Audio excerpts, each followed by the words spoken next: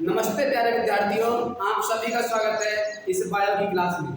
तो मेरा आज का टॉपिक है जंतु जगत में, यानी सन है मेरा आर्थ्रोपोडा। कौन सा है मेरा भाई? आर्थ्रोपोडा। और मैंने बताया है कि जंतु जगत का सबसे बड़ा संघ है मेरे भाई।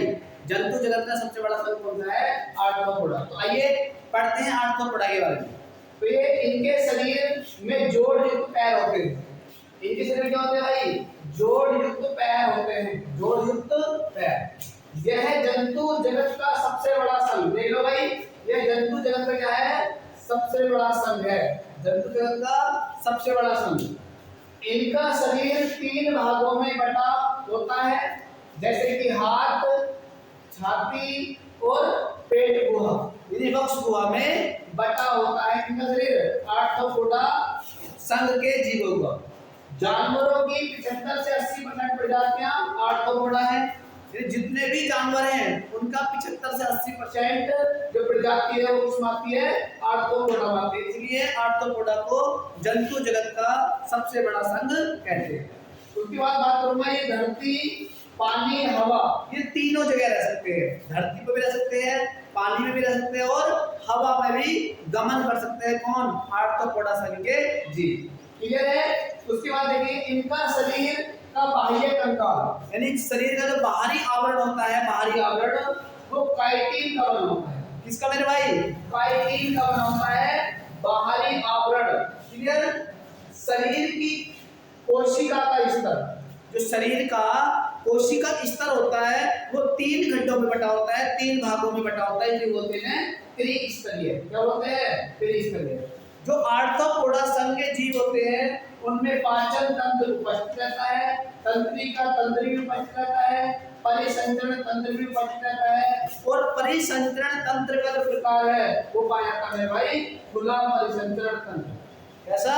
खुला परिसंचरण तंत्र। ये एक लिंगी जंतु होते हैं, यानी इसमें एक लिंग पाया जाता है। जो आर्थ्रोपोडा संघ के जीव होते हैं उनमें एक लिंग उपस्थित रहता है, यानी ये जो एक लिंगी जंतु होते हैं वो सेक्सुअल प्रजनन करते हैं, यानी लैंगिक प्रजनन। इसकी अगर मैं बात करूं, जो आर्थ्रोपोडा संघ के जीव होते हैं उनमें पीढ़ी में रहती है उपस्थित, और ये पानी में गलफड़ों के माध्यम से क्या करते हैं? श्वसन करते हैं मेरे दोस्त। क्या करते हैं? गलफड़ों के माध्यम से, गलफड़ों के माध्यम से क्या करते हैं? श्वसन करते हैं। ये जमीन तथा हवा में श्वास नली की सहायता से श्वसन करते हैं। जमीन में तथा हवा में श्वास नली के माध्यम से करते हैं मेरे दोस्त, श्वसन करते हैं। किसके माध्यम से?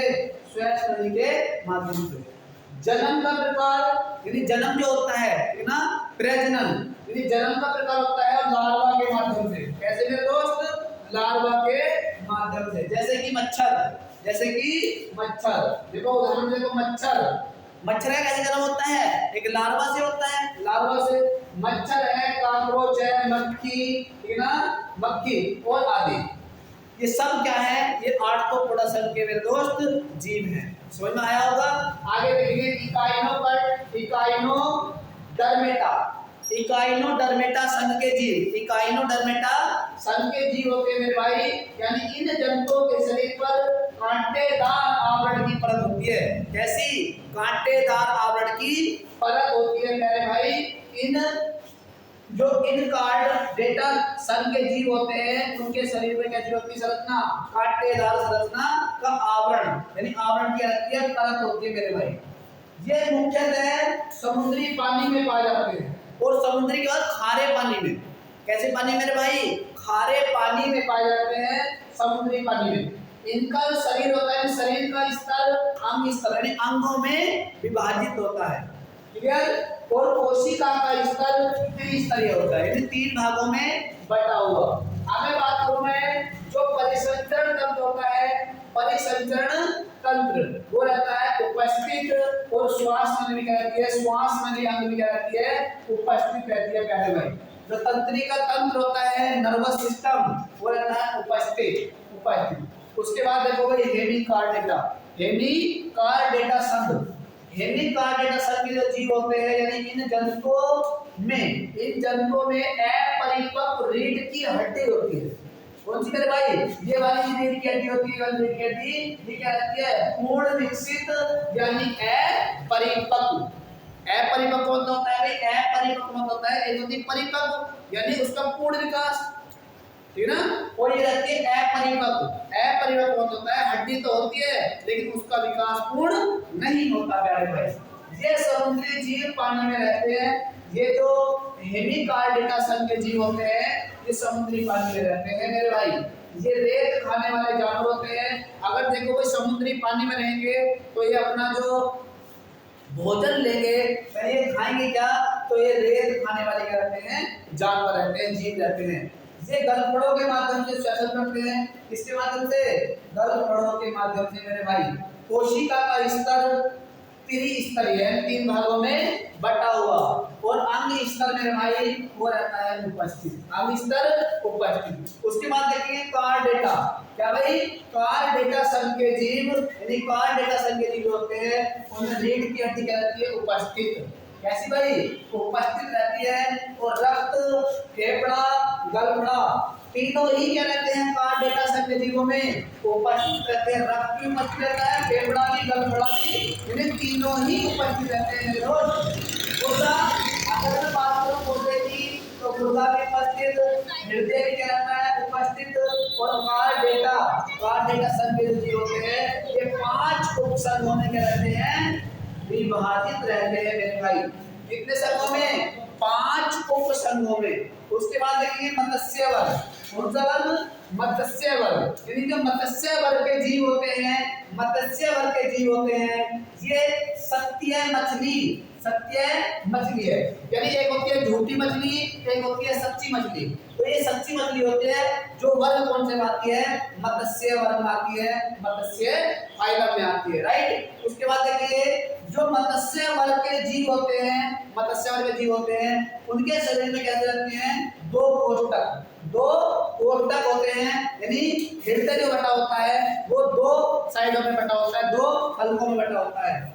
ये गलफड़ों के माध्यम से मेरे भाई, ये गलफड़ों के माध्यम से क्या करते हैं, श्वसन करते हैं। किसके माध्यम से, गलफड़ों के माध्यम से क्या करते हैं मेरे भाई, श्वसन करते हैं।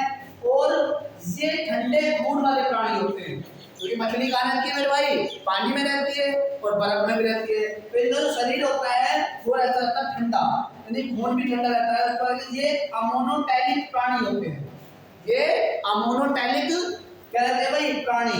इसका मतलब क्या हुआ मेरे भाई, अमोनोटैलिक का मतलब ये है कि ये अमोनिया के द्वारा, अमोनिया जो होता है ना, अमोनिया, तो अमोनिया के द्वारा जो होता है अपशिष्ट पदार्थ, अमोनिया के द्वारा अपशिष्ट पदार्थ को निकालते हैं, अपशिष्ट पदार्थ को निकालते हैं।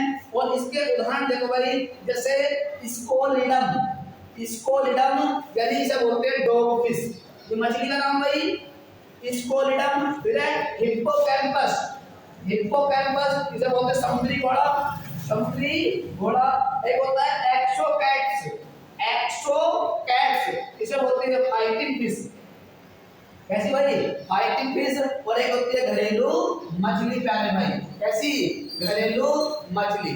तो ये टॉपिक समझ आया होगा मेरे भाई। और आगे के फाइलम, जो आगे के संघ हैं, जो शेष संघ बचे हुए हैं मेरे भाई, वो नेक्स्ट वीडियो में आएंगे।